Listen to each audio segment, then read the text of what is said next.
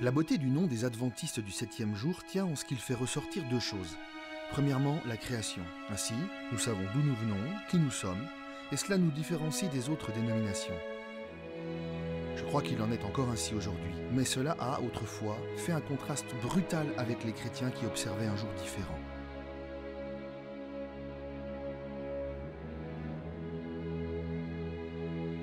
J'aime dire aux gens le nom dans son entier, adventiste du 7e jour. Tout le thème de la tragédie des siècles y est contenu et il dirige le regard vers l'événement auquel tous les adventistes aspirent, l'espérance bénie du retour de Jésus-Christ.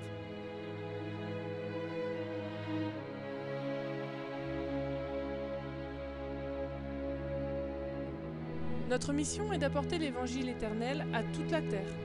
Nous avons besoin de personnes préparées avec soin, qui connaissent bien l'évangile.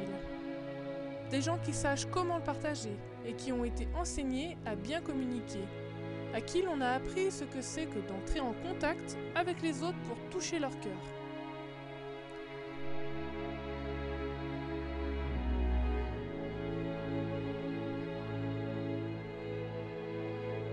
L'outil de communication le plus efficace est l'être humain. Et il est fondamental qu'il soit revêtu du Saint-Esprit pour être rempli de Jésus, car notre corps ment difficilement. Bien sûr, nous avons toutes sortes de gadgets et de technologies à disposition, mais notre témoignage, nos paroles au sujet de l'espoir que donne Jésus vont encore plus loin et sont essentielles pour communiquer l'Évangile.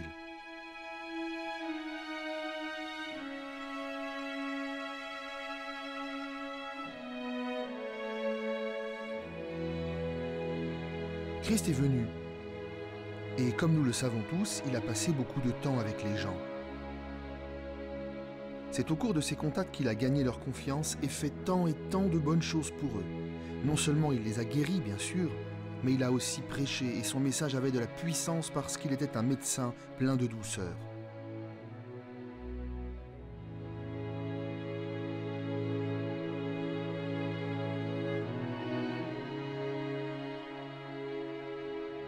Il y a maintenant bien des personnes issues de religions non chrétiennes avec lesquelles nous pouvons entrer en contact. Je pense que notre 7e jour est très important pour notre relation avec ces gens qui viennent du judaïsme ou de l'hindouisme ou même du bouddhisme. Car il est le témoignage que Dieu nous a créés, que notre nature est spécifique, que nous avons une identité mais aussi qu'il prend soin de nous. Nous voyons dans l'Ancien Testament qu'il ne nous a pas seulement créés, mais qu'il nous a aussi rachetés.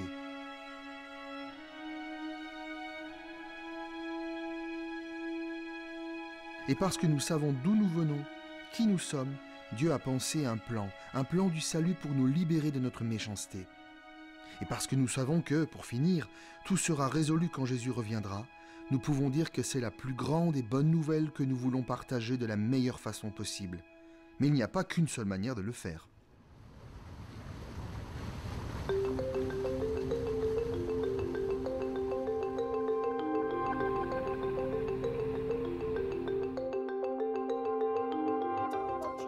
Victoria ressemble à toutes les fillettes de 10 ans. Elle aime être avec ses parents et son frère Daniel. Elle a même un petit animal de compagnie, un toucan, qu'elle appelle Samson. Cependant, Victoria a fait quelque chose que la plupart des fillettes de son âge n'ont jamais fait. Elle a créé un petit groupe qui se réunit chaque semaine pour étudier la Bible. Une fois par semaine, Victoria saute dans son petit canoë et pagaie pour remonter la rivière au bord de laquelle vit sa famille. Cette rivière, avec beaucoup d'autres, font partie du bassin du fleuve Amazone qui couvre toute une partie du nord du Brésil. Avec efficacité et beaucoup de détermination, Victoria remonte la rivière jusqu'aux maisons de ses amis qu'elle cueille au passage pour qu'ils l'accompagnent à l'étude de la Bible. Victoria explique pourquoi elle navigue dans une si petite embarcation sur cette grande rivière. Il me faut prendre un canoë parce que je n'ai pas la force de manœuvrer un bateau plus grand.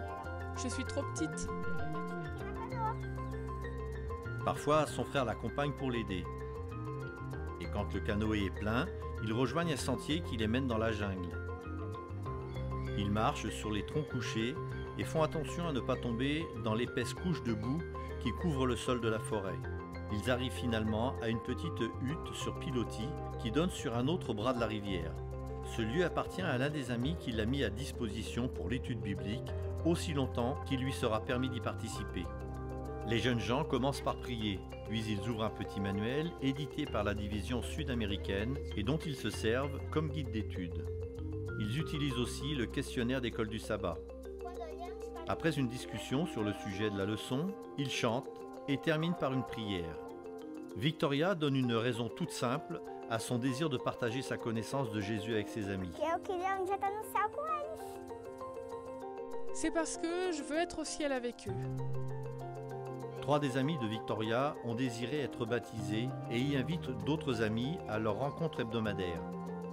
Si une jeune fille peut vouloir braver une grande rivière pour partager sa foi avec ses amis, imaginez tout ce que nous pouvons faire pour aider à la propagation de l'Évangile partout dans le monde. Tout ce dont nous avons besoin, c'est d'un peu de foi, de courage et l'œuvre du Saint-Esprit. Et avec cela, nous pourrons faire des merveilles au nom de Jésus, tout comme cette petite fille sur le fleuve Amazone.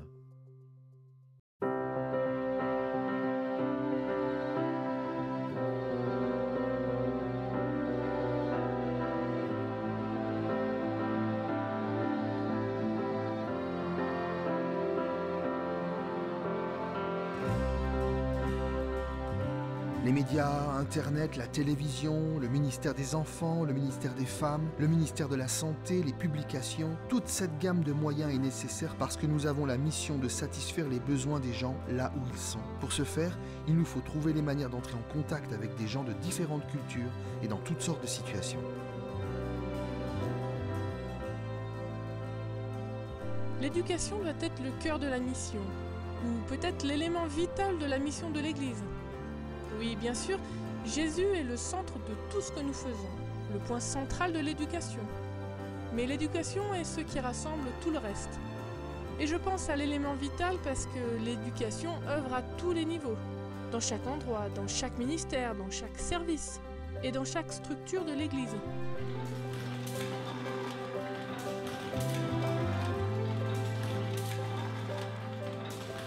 Après une de ses visions, Ellen White a dit à son mari James: « Tu dois imprimer une petite brochure et l'envoyer aux gens. » C'est ainsi que la mission des publications a pris corps dans cette seule phrase: imprimer et faire circuler la littérature adventiste du 7e jour.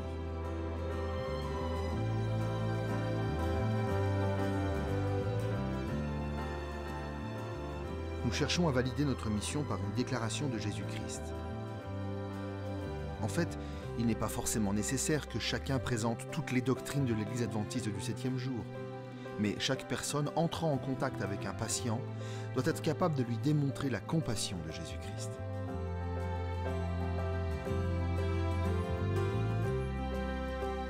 Les gens cherchent désespérément une espérance. Les nouvelles qu'ils entendent dans les médias ne leur donnent aucun espoir pour le futur. Or, nous avons l'assurance que Jésus revient bientôt. Aussi, si avec conviction et passion nous disons aux gens « Jésus vient bientôt », cette assurance de base et fondamentale sera capable d'apporter l'espoir dans leur cœur.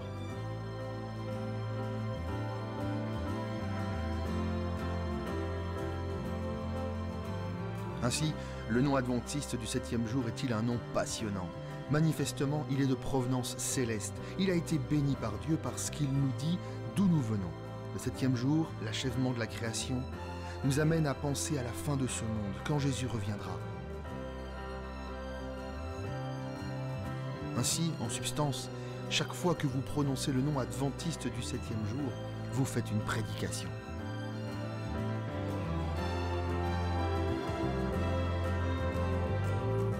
Nous avons besoin d'être revigorés par la certitude de savoir qui nous sommes, pourquoi nous sommes sur cette terre et qui va revenir bientôt pour nous emmener avec lui dans notre maison céleste.